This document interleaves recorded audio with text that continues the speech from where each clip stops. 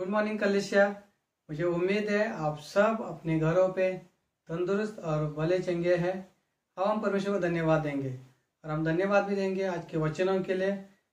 उसको धन्यवाद देंगे परमेश्वर के लिए जो आज वचन हम सुनेंगे, आने वाले दिनों में हमारे जीवन में उसका हमें फ़ायदा मिल सके। आमीन। और हम प्रार्थना करेंगे। धन्यवाद यीशु परमेश्वर, इस समय के लिए हम आपको कोटि कोटि धन्यवाद देते हैं। हर एक जो आपने हमारे जीवन में हर एक दुर्घटनाएं से आपने हमें बचाए रखा, हर एक बीमारी से आपने हमें बचाए रखा, हर एक ज़रूरतों को आपने पूरा किया। हम आपको धन्यवाद देते हैं परमेश्वर। और हमें ये भी विश्वास है आने वाले दिनों में भी आप हमें सुरक्षित और तंदुरुस्त रखने वाले हैं परमेश्वर। धन्यवाद यीशु परमेश्वर आज के वचन के लिए जो हम सुनेंगे परमेश्वर, उसको हमारे आने वाले दिनों में हमारे जीवन में उसका फ़ायदा हो परमेश्वर। समय के लिए हम यीशु मसीह के नाम से हम प्रार्थना करते हैं परमेश्वर। आमीन आमीन। अब हम आज दृष्टांतों के बारे में सुनेंगे। जब भी कोई दृष्टांत वचन सुनता है तो उसको आपको कौन सा दृष्टांत याद आता है? कुछ लोगों को 10 कुमारियों का याद आता है, जिसने कुछ लोगों ने तैयारी करके आया, कुछ लोगों ने तैयारी नहीं किया। कुछ लोगों को वो एक बीज बोने वाले किसानों को तो याद आता है ना उस दृष्टांत, जिसने बीज बोने निकला, कुछ बीज रास्ते पे गिर गए, कुछ पथरीली जमीन पे, कुछ कांटों के बीच में, कुछ अच्छी भूमि पर। ये दृष्टांत याद आता है। और कुछ लोगों को और कौन सा दृष्टांत है? किस लोगों को पैसे का जो खोया हुआ सिक्का उसका याद आता है। कुछ लोगों को खोया हुआ भेड़ का दृष्टांत याद आता है। और कुछ लोगों को और कोई दृष्टांत याद आता है। तो आज हम दृष्टांत के बारे में देखेंगे। मैं दृष्टांत को समझाने के लिए, आपको दृष्टांत का अर्थ बताने के लिए एक मैं कहानी बता दूंगा। आप बोलेंगे दृष्टांत क्या है? दृष्टांत वैसी चीज है जब आप कितना भी उसको गहराई से देखो और कुछ नया नया मिलेगा आपको। उदाहरण के लिए मैं आपको एक कहानी बताऊंगा। आपने उनके बारे में सुना होगा जो खजाने की खोज में निकलते हैं। उनके बारे में तो सुना होगा। जो खजाने की खोज में निकलते हैं तो वो क्या करते हैं, हर एक चीज को वो लोग बारीकी से देखते हैं। जैसे जाना, उनको वापस आना, उनको क्या क्या लेके जाना पड़ता है। अगर खजाने के लिए अगर आसानी से नहीं मिले तो उसको खोदने का सामान लेके जाना पड़ता है। सब कुछ उनको टेस्टिंग का सामान भी लेके जाना पड़ता है कि सच में खजाना है या नहीं है। तो वो क्या कर रहे हैं, वो व्यक्ति खजाना ढूंढने के लिए सब कुछ तैयारी से जा रहा है। और जैसा उस खजाने के जहाँ पे है वहां पे पहुंच गया, और सब खजाना भी ढूंढ रहा है। जैसे ढूंढ रहा है उसको एक खजाना उसको मिल गया, यानी एक जो सोने का उसको टुकड़ा मिल गया। क्या वो टुकड़ा लेके वापस आ जाता है? नहीं। मुझे खजाना मिल गया बोल के वापस आ जाता है? नहीं। जैसा उसको सोने का टुकड़ा मिलता है, उसका एक क्या है, उसका एक चिन्ह है कि और इस सोने का टुकड़ा अगर यहाँ पे है तो उसका मतलब और भी कोई सोने के टुकड़े इधर है। तो ये क्या है, एक चिन्ह है। दृष्टांत भी ऐसा ही है कि हमें खजाने की तरह उस दृष्टांत को गहराई से हमें देखना है, तभी हमें और नया नया चीज उसमें से दृष्टांत में से हमको देखने को और सीखने को मिलती है। उसी तरह जैसा उस खजाना जो खजाने की खोज में जो निकलते लोग ढूंढते हैं, इसी तरह हमें दृष्टांतों को भी गहराई से हमें देखना है। नहीं कि छोटा छोटा जो शब्द उसको हमें छोड़ नहीं देना है, उसको भी लेके हमें नया खजाना ढूंढना है। क्या आप तैयार आज खजाना ढूंढने के लिए? अब हम दृष्टांत देखेंगे। दृष्टांत देखने से पहले मैं अपने शीर्षक का नाम रखा है, घर में रहो तो सुरक्षित रहो। आप बोलोगे घर में रहो सुरक्षित रहो, ये तो हम सुन सुन के क्या हो गए, पक गए। और वही तो और क्या बोल रहा है नया, घर पे रहो तो सुरक्षित रहेंगे। ये कुछ नहीं, हम तो घर पे ही है इतने दिनों से, आप और क्या घर में रहना है। सही है। मैं उस घर की बात नहीं कर रहा हूँ, मैं कुछ अलग घर के बारे में बात कर रहा हूँ जो आज हम देखेंगे। और जैसे हम लोग जानते हैं, कुछ समय पहले जो व्यक्ति घर पे रहता है उसको लोग क्या कहते थे, मूर्ख कहते थे, आलसी लोग कहते थे। और जो बाहर जाता है उसको हम बुद्धिमान और बोलते थे मेहनत व्यक्ति है। लेकिन आज का जमाना ऐसा उल्टा हो गया है, बोलते हैं जो व्यक्ति घर पे रहता है उसको हम बुद्धिमान कहते हैं। आज का ऐसे ही हो गया ना मौसम। इसलिए हम सरकार कहती है जब तक आपको आवश्यकता नहीं है जरूरी, तो आप घर से बाहर मत निकलो, घर में रहो तो सुरक्षित रहो। ऐसे ही है, आज का शीर्षक मेरा है घर में रहो और सुरक्षित रहो। आमीन। हम देखते हैं इस वचन को। मत्ती 7 अध्याय खोलेंगे, उसमें 24 से लेके मैं आगे पढ़ूंगा। उसमें लिखा है, एक दृष्टांत को देखेंगे हम, उसके बाद हम देखेंगे कि कैसे हम सुरक्षित रह सकते हैं घर में रहने के बाद। आमीन। मत्ती 7 अध्याय 24 से हम पढ़ेंगे। इसलिए जो कोई मेरी यह बातें सुनकर उन्हें मानता है वह उस बुद्धिमान मनुष्य के समान ठहरेगा जिसने अपना घर चट्टान पर बनाया, और मेघ बरसा और बाढ़ें आई और आंधियां चली और उस घर से टकराई, फिर भी वह नहीं गिरा क्योंकि उसकी नींव चट्टान पर डाली गई थी। परंतु जो कोई मेरी यह बातें सुनता है और उस पर नहीं चलता वह उस निर्बुद्धि मनुष्य के समान ठहरेगा जिसने अपना घर बालू पर बनाया, और मेघ बरसा और बाढ़ें आई और आंधियां चली और उस घर से टकराई, और वह घर गिर कर सत्यानाश हो गया। आमीन। चलो हम इस वचन को देखेंगे, इस दृष्टांत को देखेंगे। इसमें प्रभु यीशु मसीह कहता है, दो व्यक्तियों के बारे में कहता है, एक बुद्धिमान व्यक्ति और एक मूर्ख व्यक्ति। बुद्धिमान व्यक्ति वो है जो प्रभु यीशु मसीह के वचनों को लेता है और उसके ऊपर मनन करता है, उसके ऊपर वो चलता है।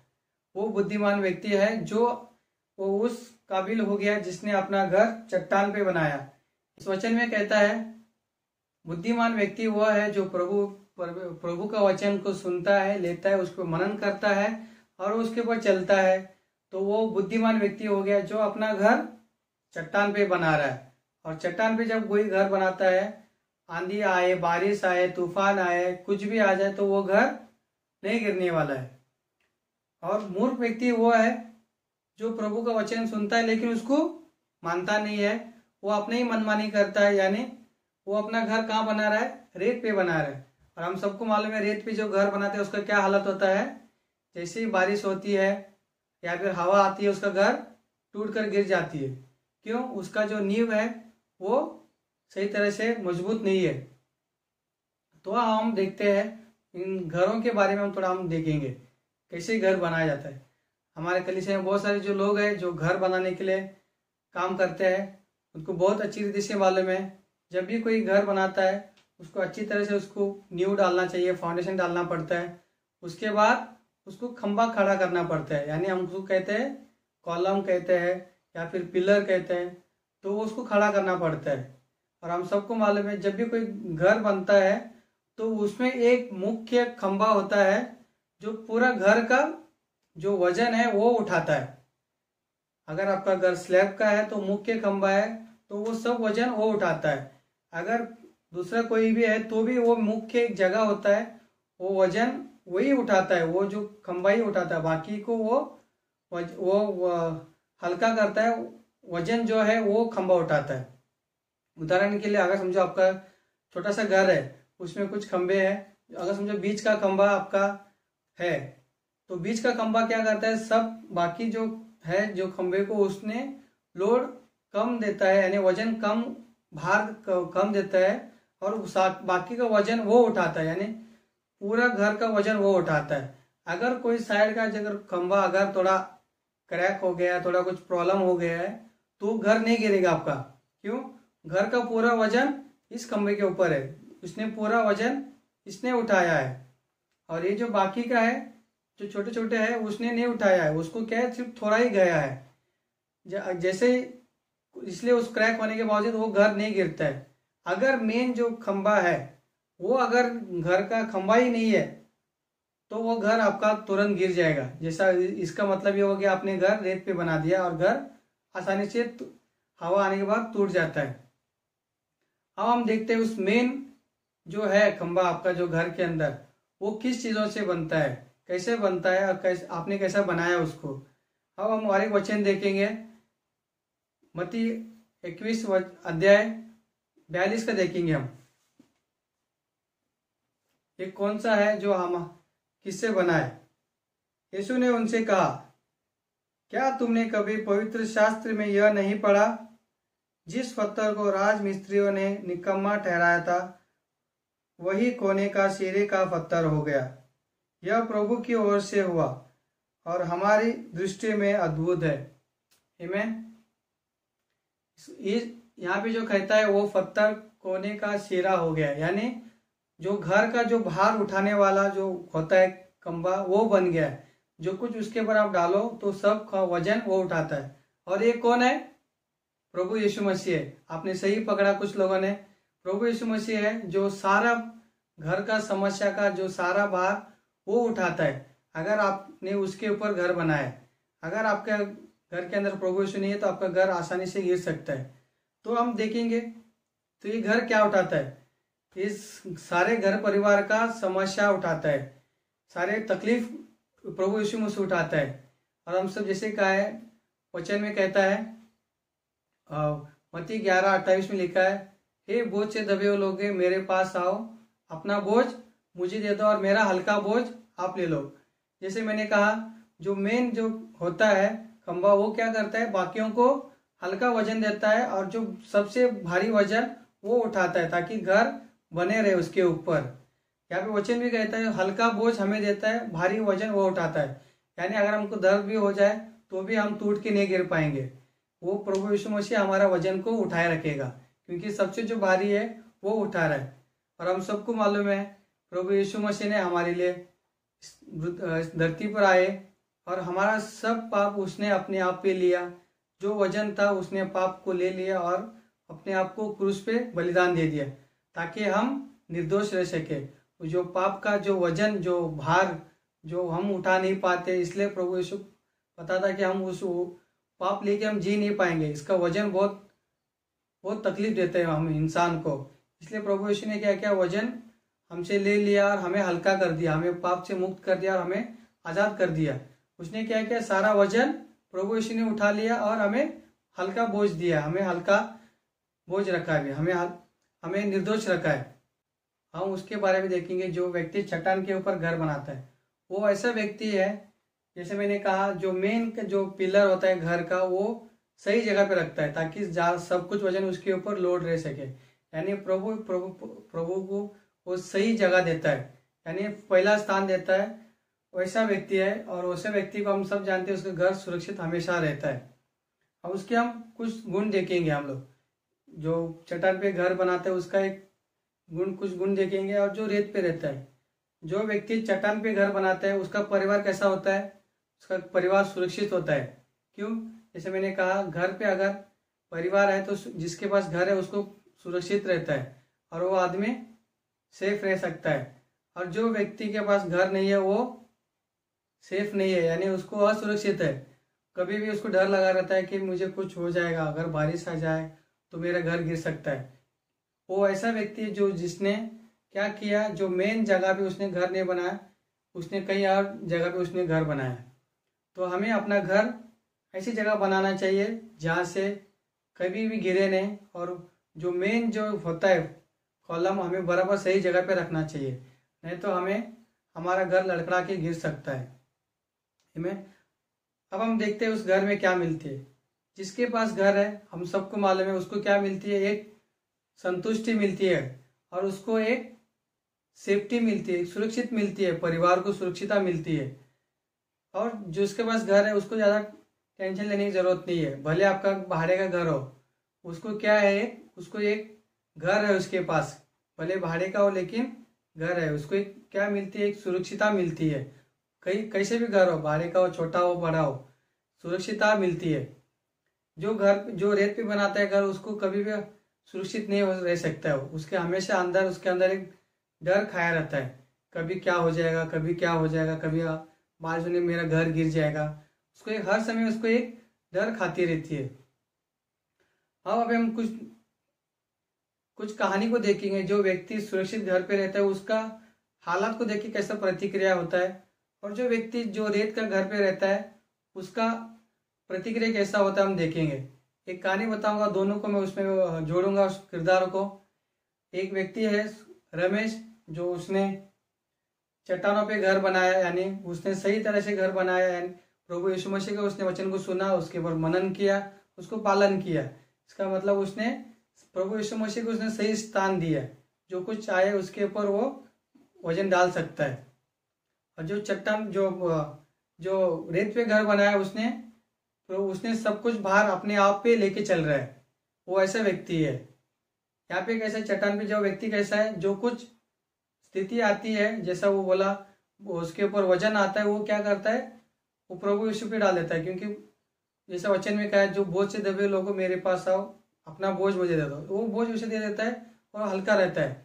और जो रेत पे रहता है वो व्यक्ति कैसा रहता है, सब कुछ बोझ लेते रहता है, एक के ऊपर एक बोझ लेते रहता है, और वो उसी बोझ पे वो जीने लगता है।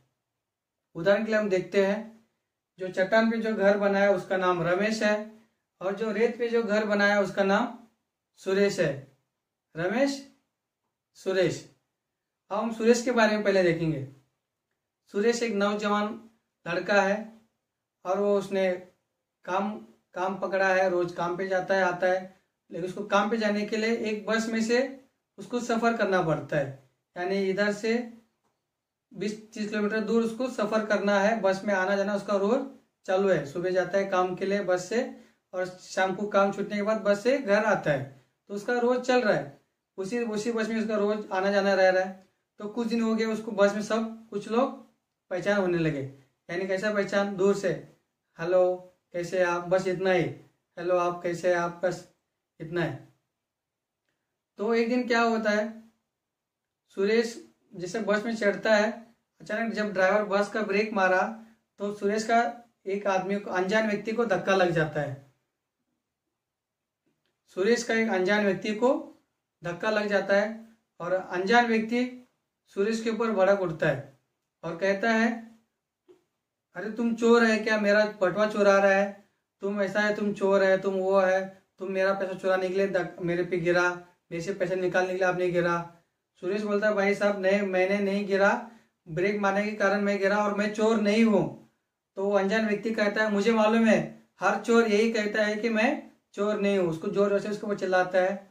तो उस समय सब बस में जब लोग थे सफर में, वो सब सुरेश को देखते हैं, और सुरेश को लगता है, अरे सब लोग मुझे क्या देख रहे हैं, चोर की नजर से देख रहे हैं मुझे। सुरेश को ये अंदर से अंदर उसको खाने लगती है। उसको दिन भर उसको वही ख्याल आने लगता है कि जो काम पे जाता है तो भी उसको ख्याल आता है, लोगों ने मेरे बारे में क्या सुना होगा कि मैं चोर हूँ, तो लोगों को कैसे मैं बताऊं कि मैं चोर नहीं हूँ। वो वही सोचने लगता है। जैसे घर जाता है, वो बोलता है मुझे कैसा हो गया, बस वही ख्याल आ रहा है। वो दूसरे दिन बस में जाता है, देखता है कि किसी ने उसको हाथ नहीं दिखाया, तो वो बोलता है, अरे उसको लगा होगा मैं चोर हूँ।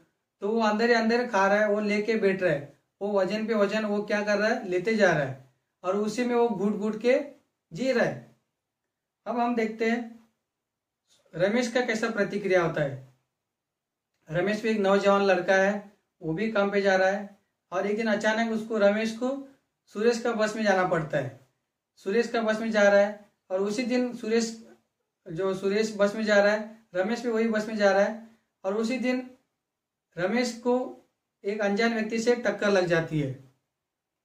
रमेश जैसे मैंने बोला, टक्कर लग जाने के बाद अनजान व्यक्ति रमेश के ऊपर भी सेम भड़कने लगता है। बोलता है, अरे तुम चोर है, तुम मेरे को धक्का मार के तुम मेरा बटुआ निकालने वाला था, मेरा पैसा निकालने वाला था, मेरा सोने का चेन निकालने वाला था, तुम चोर है, ऐसा वैसा है। तो रमेश कुछ नहीं बोलता है, रमेश हंसता है और बोलते है, चुप हो जाता है, मुस्कुरा के चुप होता है, बोलता है, सॉरी सर, धक्का लग गया, मैं चोर नहीं हूँ। वो बोलते है, मुस्कुराता है, वो भी उसको बहुत कुछ झाड़ता है अनजान व्यक्ति रमेश के ऊपर भी, बोलता है मैं चोर नहीं हूँ बोल के रमेश चुपचाप मुस्कुराते रहता है। उस समय वो जो सुरेश के मन में चलता है, अरे इसको भी उसने चिल्ला रहा है, यानी इसको भी उसको मजा आ रहा है, किसी और को आज मेरे को चोर नहीं कहा गया, किसी और को चोर कहा गया। तो उसको थोड़ा अंदर से थोड़े कहीं ना कहीं उसको सुरक्षित में मतलब संतुष्टि हो रही थी उसको। जैसे ये रमेश हंस रहा है उसी समय, तो सुरेश को तो अलग महसूस होता है, अरे इसको उसके ऊपर लोग डांट रहे, इसको चिल्ला रहे, इसको चोर कहा जा रहा है, फिर भी ये मुस्कुरा रहा है, ऐसा क्यों। जैसे दोनों का बस स्टॉप पहुंचता है, वो दोनों उतरते हैं, रमेश और सुरेश। सुरेश रमेश को पूछता है, भाई मुझे आपसे एक बात पूछनी थी। रमेश बोलता है, पूछ, क्या हो गया। बोलता है, भाई वो व्यक्ति, अनजान व्यक्ति तेरे पे भड़क रहा था, तुझे चोर कहा गया, तुझे बुरा भला कहा, तुझे बुरा नहीं लगा, फिर भी तू मुस्कुरा रहा था। तब रमेश का उत्तर देखो क्या कहता है। रमेश कहता है, देख भाई, वो अनजान व्यक्ति सिर्फ मुझे आज पहचान रहा है, यानी आज मैं उससे मुलाकात हुआ और उसने मुझे आज ही देखा और आज ही उसने मुझे चोर कहा। मैं, और बोलता है, रमेश कहता है, मैं अपने आप को बचपन से मैं अपने आप को जानता हूँ, तो मुझे मालूम है मैं चोर नहीं हूँ, तो मुझे दूसरे को सुनने की जरूरत नहीं है। मुझे मालूम है मैं चोर नहीं हूँ, तो मैंने उसे जो धक्का लगा मैंने उसको सॉरी बोल दिया। मैं अपनी तरफ से मैं क्लियर है, मुझे कोई लेने देना नहीं है। वो अपने घर जा रहा है, मैं अपने घर जा रहा हूँ। तो सुरेश को ये बात लगती है और बोलता है दोनों चले जाते घर। तो इस कहानी में हमें क्या पता चलता है, जो व्यक्ति प्रभु परमेश्वर को जो मेन मुख्य स्थान देता है, तो वह व्यक्ति के अंदर कोई भी बोझ नहीं आता है। जैसे कोई बुरा भला का, तो वो बोझ लेके नहीं बैठता है, तो उसको मालूम है मैं तो चोर नहीं हूँ, मेरा बोझ प्रभु ने इसी ने लिया है, तो वो अपना बोझ प्रभु पे डाल के वो सुरक्षित रहता है। और जो कोई व्यक्ति जो रेत पे घर पे बनाता है, वो हर एक बोझ को लेता है, वो अपने ताकत में जीने लगता है, तो ये मुमकिन नहीं होता है। इसलिए कहीं ना कहीं वो दुख से वो दबने लगता है। तो हमें भी आज ऐसे ही है, अगर हमें पता करना है कि हम कौन सी स्थिति में है, कि हम चट्टानों के घर पे रह रहे हैं या फिर रेत के घर पे रह रहे हैं, तो हमें ये एक उदाहरण है।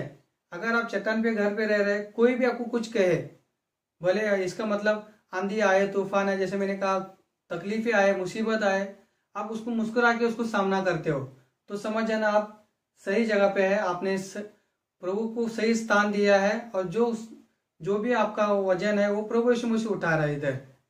लेकिन अगर आप रेत में, आपको कोई कुछ बड़ा बुरा भला कहता है, आप लेके बैठते हो उसको, उसने ऐसा कैसे कहा, मैंने चोर नहीं हूँ, मैं ये नहीं हूँ, मैंने कुछ किया ही नहीं, तो समझ जाना आप इधर है। तो आपको अगर इधर है, तो आपको इधर से इधर आने के लिए आपको प्रभु यीशु मसीह को क्षमा मांगना पड़ेगा, और प्रभु यीशु मसीह का जो मुख्य स्थान है उसको वो देना पड़ेगा, ताकि वो जो हमारा वजन है, जो हमारा बर्डन, जो हमारा भार है, जो बोझ से दबे, हम उसको अपना बोझ प्रभु यीशु मसीह को देना पड़ेगा। हमें अपने परिवारों में भी प्रभु यीशु मसीह को मुख्य स्थान देना है। जब हम प्रभु यीशु मसीह को मुख्य स्थान देंगे, जैसे मैंने बोला, जो बोझ से दबे, जब भी घर पे कोई बोझ आता है, तो वो प्रभु यीशु मसीह हमसे हमारा बोझ ले लेता है और हमें हल्का कर देता है। और हमें अपने दोस्तों में, खासकर आप जो दोस्त बनाते हैं आप लोग, तो उसमें प्रभु यीशु मसीह को मुख्य स्थान देना भी बहुत जरूरी है। आप बोलेगे दोस्त, क्योंकि मुख्य स्थान इसलिए चाहिए, वो प्रभु यीशु मसीह का स्थान इसलिए चाहिए, जब भी कोई अनुबंध होता है दोस्तों को बीच में, तो हमारा जो जैसे बोझ है वो उठाने वाला चाहिए। नहीं तो हम अपने बोझ उठाएंगे तो हमारे जो दोस्ती में दरार होने लगती है। मैं नहीं कहता दोस्ती करना गलत है, दोस्ती करो, लेकिन उसमें मुख्य प्रभु यीशु मसीह होना चाहिए। जैसे मैंने कहा, जब भी कोई बोझ आता है दोस्ती के बीच में, तो वो रिश्ते के बीच में जो बोझ उठाने वाला प्रभु यीशु मसीह ही है। जहाँ पे हम काम करते हैं वहाँ पे भी हमारा प्रभु यीशु मसीह मुख्य होना चाहिए। जब भी कोई वहाँ पे भी अनबंद होती है, तो मेन कौन उठाता है बार वजन, प्रभु यीशु मसीह उठाता है। तो ये हमारा हमें अपने आप को देखने का यही मौका है कि अगर हम सुरक्षित हैं, तो परमेश्वर को धन्यवाद दे कि परमेश्वर आपने प्रभु यीशु मसीह को अपने सही जगह पे रखा है। अगर आपने गलत बोझ लेके जी रहे हो, तो समझ जाना आप थोड़ा प्रभु यीशु मसीह को साइड में रखे हो, वो वजन नहीं आप खुद उठा रहे हो। तो हमें प्रभु यीशु मसीह को मुख्य स्थान देना है और उसको वजन उसके ऊपर देना है। आमीन। हम प्रार्थना करेंगे समय के लिए। धन्यवाद यीशु परमेश्वर, इस समय के लिए हम आपको कोटि कोटि धन्यवाद देते हैं। प्रभु यीशु मसीह, आपने जो हमारे घर परिवार में मुखिया होने के लिए धन्यवाद यीशु परमेश्वर। जैसे आपने हमारा घर का मेन खंबा आप है, आपके सिवा हमारा घर भी नहीं है परमेश्वर। जैसे आप हमारे सारे घर का बोझ आपने उठाया परमेश्वर, हम आपको धन्यवाद देते। हमारे परिवार के जो बोझ आपने उठाया और आपने हमें हल्का बोझ दिया है, ताकि हम अच्छी रीति से रह सके। और धन्यवाद देते परमेश्वर, आपने हमारा हर एक पाप भी उस क्रूस पे ले लिया। हमारा जो बड़ा बोझ था आपने ले लिया और हमें हल्का बोझ दिया। हमें उस बोझ दिया जो निर्दोष कहलाती है, बोझ दिया परमेश्वर। हम आपको धन्यवाद देते हैं परमेश्वर। हम आपको कितना भी धन्यवाद दे कम है परमेश्वर, कि आप हमारा घर का मुखिया है और एक मुखिया घर का अच्छी रीति से देखभाल करता है परमेश्वर। समय के लिए हमें गर्व होता है कि आप जैसा मुखिया हमें मिला है। इस समय के लिए हम यीशु मसीह के नाम से हम छोटी सी प्रार्थना करते हैं। आमीन।